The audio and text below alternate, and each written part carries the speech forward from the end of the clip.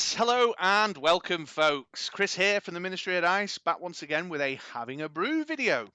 If you're new around these parts, just to let you know, Having a Brew is where I take a card, a combo, a team, or a little bit of a brewing idea and have a chat about some thoughts or some concepts that are on my mind, resting on my mind about a particular brewing issue at any given time. And for this video, I'd like to talk about the idea of controlling the combat meta. Yes, that's right, the combat meta. The arrival of D&D, and more specifically WWE, has brought back a firm return to attack step driven win conditions. I mean, look at these guys that I've just put up on the screen there. The big, beefy beat sticks with massive stats, all loaded up with crazy added value like overcrush and cleave and removal strategies to really get up in the grill of your opponent. Really attractive for the aggro style player, really attractive for the beat stick lovers in the world there. And frankly, it's got me feeling a little bit nervous. I mean, I was already feeling a bit nervous, but it's got me feeling a bit nervous because a control player like me, a little wombo combo off meta control player like me, doesn't do very well with attack step driven win conditions, and I certainly don't do very well handling beat sticks. I'm just not programmed that way, and I think there's more of you like me out there. So I want to talk a little bit about if you're facing this type of stuff on the other side of the table, how you might control it, but also equally to point out why there's not a lot of good space for the control player right now, and sort of talk a bit about the counters that you may encounter to your mitigation of the combat meta you might be facing. Now, I've become even increasingly nervous about this because there's been a lot of talk out on the social medias right now about the turn 2 and turn 3 kill videos that have been turning up. A lot of them driven by the arrival of this guy in the D&D Trouble in Waterdeep set, the Godcatcher. That big, fat 10-10 token getting up in people's grills and how it might be a bit of an issue. And, some would argue, Ben Said Scott, our world champion, would say, well, big stats have been around forever. They've been around forever. They're easily manageable. The big stats are overrated, and to some degree, you might be right. And you could also argue, you could say, well, we've had Thanoses, we've had Fix-Its, we've had Gold Dragons, big statted beat sticks have been around for ages. There's nothing new here. But I think, again, as we go through this video, I'll maybe kind of hopefully elaborate and give you folks a bit of a picture as to why it's not just the beat sticks that are the problem, it's the tools that surround the beat sticks that have arrived now that are making it more of an issue. For example, you might say to me, well, Chris, you know what?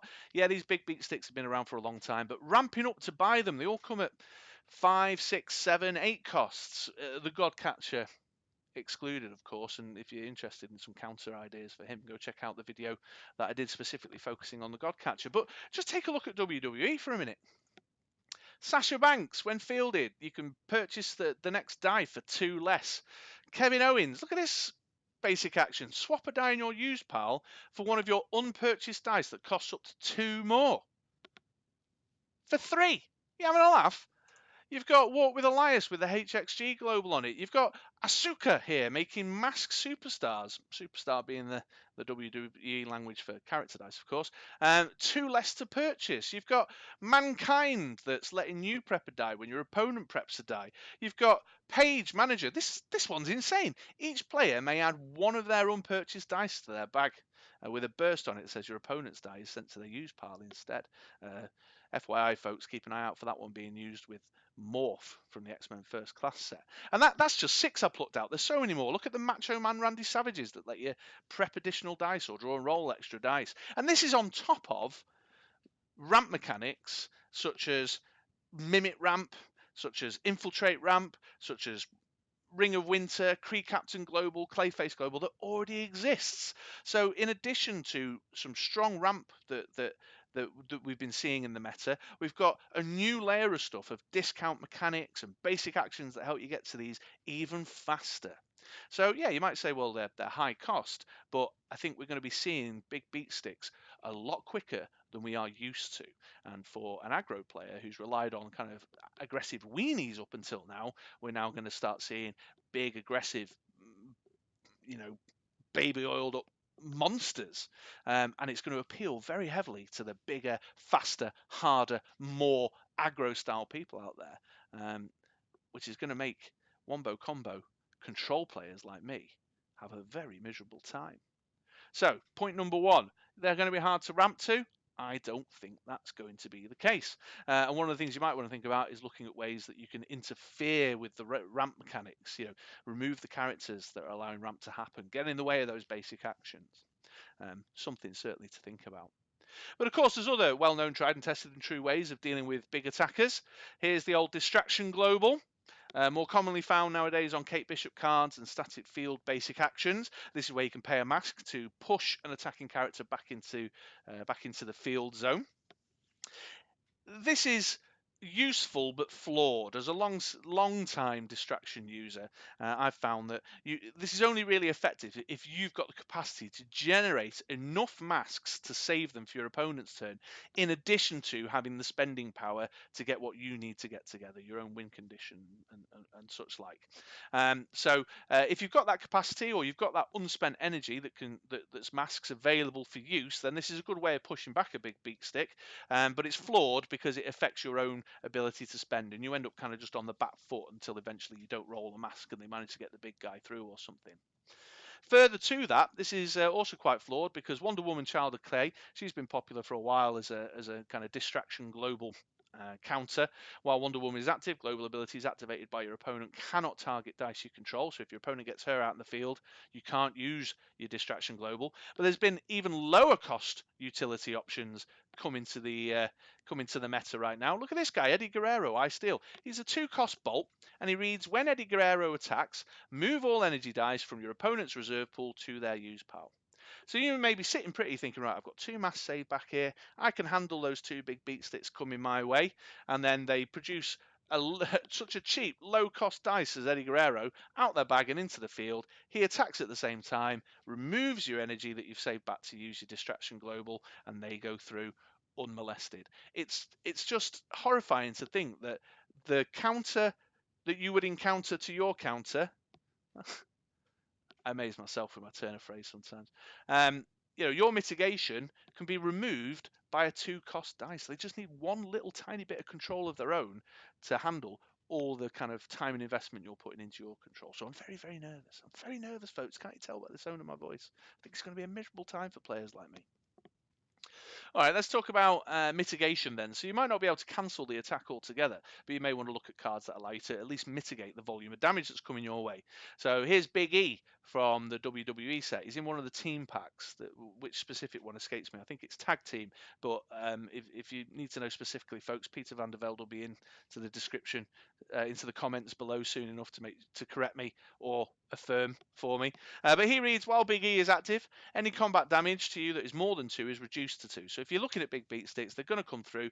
You might not be able to cancel the damage altogether or push that attack back altogether, but you might be able to mitigate it a bit and just buy yourself enough time by reducing the damage with someone like Big E so that you've got long enough to get your own stuff together and maybe actually get the key pieces to your combo in play. Equally, I was thinking, if your opponent's going to be bringing all these basic actions and globals to ramp up for their own beat sticks, well, maybe it could be quite fun to try and take advantage of that and get a really high cost control piece like Thor here together. This is Thor, a god amongst men. He's from the Mighty Thor set. And he reads, while Thor is active, when you would take damage, redirect that damage to Thor. So, in my head I was like, well, if my opponent wants to get all clever and start using Morph with Paige to grab a high cost beat stick to get up in my face. Well, Paige means I can get an unpurchased dice, admittedly go into my use pile if it's the burst phase. I'm going to put a big high cost control piece on and use your basic action, your initiation of a basic action to get my own mitigation for what you've just purchased. So all your effort to get your morph out and fire off your Page manager basic action, well, I'm going to use it to get a Thor and just start redirecting damage over to him. So just something to think about. And there's lots of really interesting high cost control cards you might want to look at. Go away and have a read of the Ra's al Ghul from the Batman set that makes your opponent pay to attack, for example. Or there's an Enchantress out there, which is a slightly watered down Jinzo that makes your opponent have to pay more to use basic actions and globals. So if your opponent's, it might be time to start thinking about putting high cost control back on teams and seeing if you could use that to mitigate the high cost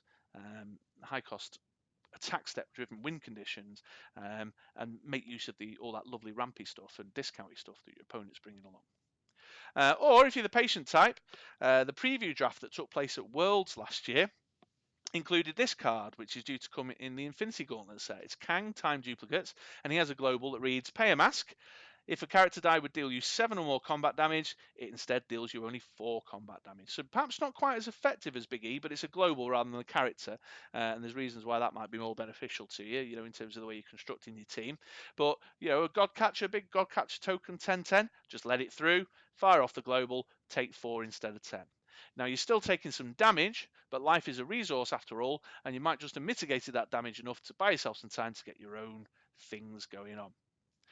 Now, again, I said I was going to be a bit kind of a balanced view or an imbalanced view in this, because win condition aggro player, attack step win condition aggro players have got, again, a nice cheap bit of control that they can initiate to get in your way and interfere with some of these ideas. Big E and Thor specifically, I mean, let's not forget the little 2-cost gazer, evil familiar, he intimidates. For two shields, so they can buy an intimidating character and remove your Big E at the crucial moment. So keep your eyes peeled, and there's not a lot you can do about intimidate coming your way. So again, for every bit of control that I can put on my team to handle the aggro beat sticks, there's a cheap, efficient, much better piece of control that the aggro beat stick player can pull out their arse to interfere with my mitigation. It's got me nervous, folks. It's got me really nervous. Let's have a look at blocking power. This is something I was thinking about. Is there ways of changing my ability to block these big beat sticks when they're coming my way? I've had my eye on this basic action for a while. 2-cost basic action from the X-Men Forever campaign box. It's called Dual Defense. It says, choose 2 of your character dice. If either of those character dice block, the other must block as well. Those character dice cannot be KO'd while blocking. These effects last until the beginning of your next turn. And it's also got a burst face on there, double burst face. It says, also, these character dice cannot be targeted until the beginning of your next turn. So if you have the ability to get this dice churned through and ready to go and reuse over and over again, this could be a nice way of handling big beat sticks, because you can make your weenies effective blockers. So I don't care that you've got 10 attack and you've given it overcrush, because you're not going to be able to KO my character. You're not going to be able to shift my little weenie. They're being protected by Domino's luck, basically. So something to think about. Also, blocking power, you've got cards like Poison Ivy and Mastermind there. Both of those, Poison Ivy is a particular favourite of mine. I've used many times over the last couple of years. That don't take combat damage, so they can just sit staunch, just solid blockers, but they don't get KO'd or removed from the field, and that's a crucial part, because they can just sit tight, soak up the attack that they're blocking, and therefore the overcrush doesn't go through. And Poison Ivy I'm particularly keen on, because she also gains deadly when she's blocking a non-villain character dice, which of course a lot of these beat sticks from WWE and D&D are, because the villain affiliation doesn't exist in those intellectual properties. So maybe something in blocking strength there like that. And there's others that you might want to have a look at. Wolfguard Terminator from WWE. From Warhammer 40k springs to mind as another example of that, or Jopper from the D&D set. Go away and give them a read, folks. Again, just these kind of staunch blockers that don't take damage, who can stand up against big beat sticks and big overcrushers. I was also thinking, you know, if my opponent's going to be playing God Catchers or big 7 attack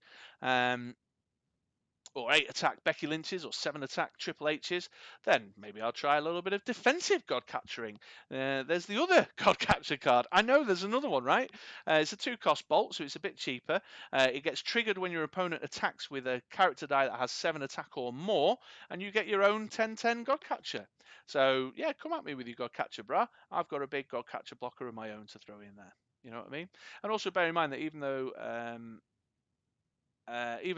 they might not be all the way up to 7 attack, like it could be a 6 attacker or something, you could maybe take a pump global and up the attack value of the person coming at you. I know it sounds counterintuitive, but if they're going to attack with a 6 attack character, I'll just use a fist or a bolt to throw an extra attack on it to trigger your God Catcher. So I don't know, just something, again, trying to use my kind of wombo combo thinking to see if there's other interesting, curious ways we can block that or discourage that aggro player from playing quite as aggressively as they would do.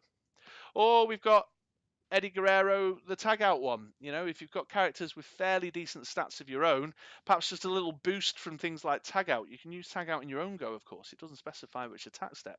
So block the big beat stick that loaded up with Overcrush, and maybe just give it a little bit of an attack and a defense boost with Eddie Guerrero. And of course, it's +2 attack and +2 defense, so it's helping your blocking power as well. And that might just close the gap a little bit on how much damage is excess damage is going through as Overcrush.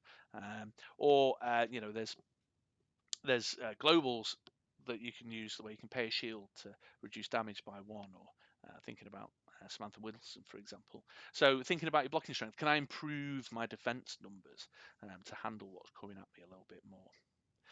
But again, you know, these are all at the mercy of other cheap control that your opponent may bring along themselves. The characters can be removed by Intimidate Gazers. The action dice can be mitigated by Scarlet Witch. You know, so your opponent's got stuff going on that can get in your way. Their control of your control is cheaper, quicker, and much easier to get their hands on. So, you know, all ideas completely untested at this stage. I'm certainly going to be playing around with them, but all ideas that need looking at. And what I may find is that I need a layer of control in addition to the sort of primary layer of control to protect these dice. The other issue here, of course, is then finding room for a win condition.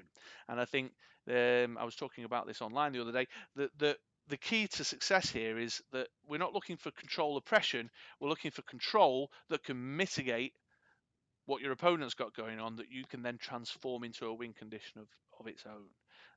So, you know, that's where things like Godcatcher, the Mighty Construct, or Eddie Guerrero with Tag Out might be nice to have a closer look at, or Thor as a control piece, but also comes with fat stats of his own, might be worth thinking about, because you can perhaps then find angles to make them win conditions or beneficial to your win condition in addition to what you've got going on in your control. So just throwing seeds out there, throwing ideas out there. As I said before, I'll reiterate, I think I'm in for a very miserable time with the new meta that's coming up, because it very much doesn't suit my style of play. I think there's more out there like me, and while there's a lot of attention being given to, you know, right, I'll get a yawning pool, field a sidekick, buy this 6 cost for nothing, blah blah blah blah blah going on, that you know, Becky lynched the dice over, so it's up in your face next turn one way or another. You know, while there's a lot of that talk going on, and the aggro and beat stick lovers are getting very, very excited right now, I think us control players, us wombo combo players, us off meta fans need to take a sit back and kind of think about how we're going to get through that without it becoming so miserable that we're not going to enjoy the game anymore. So there you go, folks. I hope you enjoyed my video. I know it's got a bit of a miserable tone to it this time around. Maybe there's a few ideas. I'd love for folks out there to give these a try down their local gaming stores or across their dining room tables, and let me know, does it work, doesn't it work, is it cheap enough, is it too expensive, can it handle the new combat meta, can't it? So that I can help building a better picture of what that looks and feels like. What kind of second layer of control did you find was useful to help support the first layer of control that you're putting in place? All those kind of questions, let me know in the comments below, or come and visit me at brickroller6.com and hit the contact us button and send me a note. But in the meantime, I hope you've enjoyed my little video.